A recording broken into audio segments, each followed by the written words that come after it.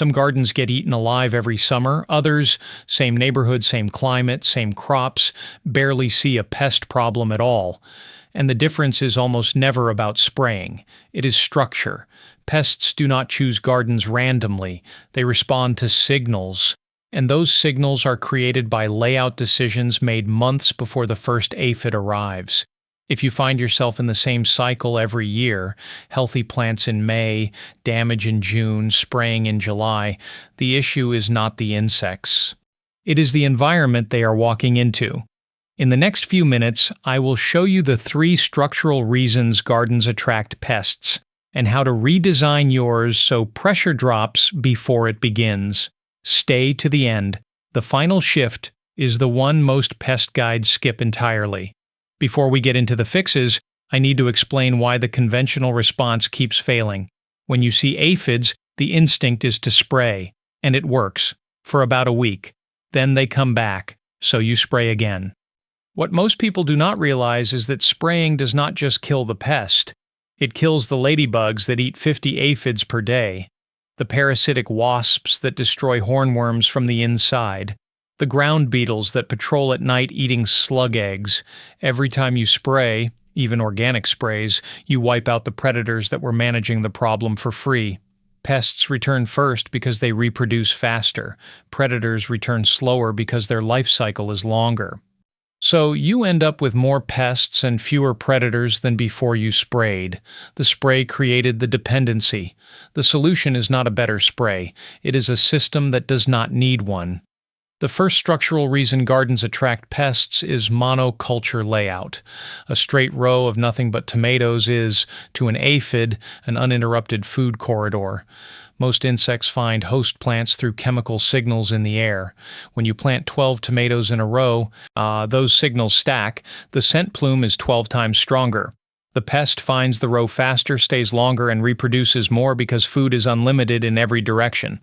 The fix is interplanting.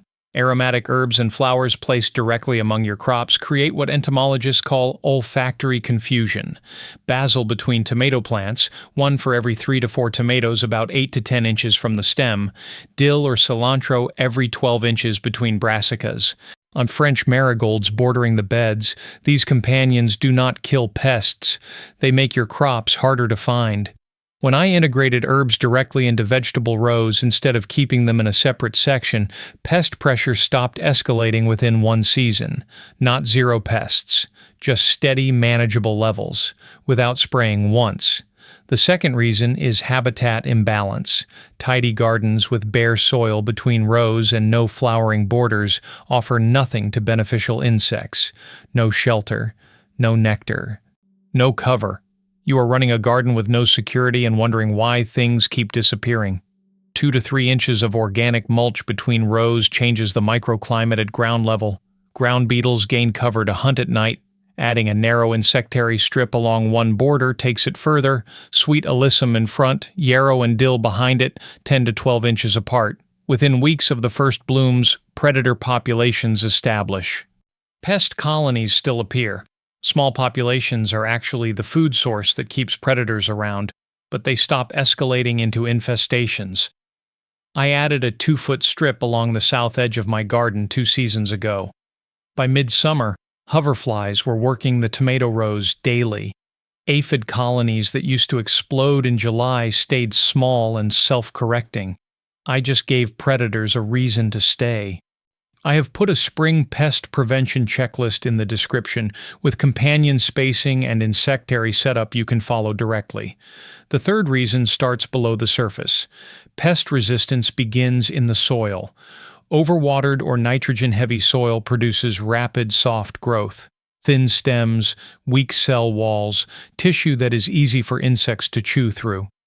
Stressed plants also emit different volatile compounds that certain pests are specifically attracted to. Balanced soil with finished compost produces denser, more structurally sound growth, thicker leaves, stronger stems, higher concentrations of natural defensive compounds. Research from Penn State and Cornell confirms that plants grown in compost-amended soil are measurably more resistant to pest damage and disease. When I started applying 2 to 3 inches of finished compost every spring, the shift took 2 to 3 seasons, but it was unmistakable. The crops that improved most were the ones I had always struggled with. Brassicas and squash started tolerating moderate feeding without collapsing. The soil did not repel pests. It built plants strong enough to coexist with them. Quick zone note: if you are in zones 7 through 9, your first pest wave often arrives in late April. Your system needs to be established before that window. Zones 4 through 6, you have until late May or June. Either way, build the system before the pests arrive. Retrofitting mid-infestation is reactive. Designing the layout in advance is preventive. Here is the comparison. The reactive gardener sees aphids in June, sprays, watches predators decline, sprays again in July, and spends August in weekly crisis. The systems gardener interplanted companions in April, established habitat, and built soil over consecutive seasons. By June, pests exist, but predators exist too. The system self-corrects. Same crops, same climate. One spent the summer fighting.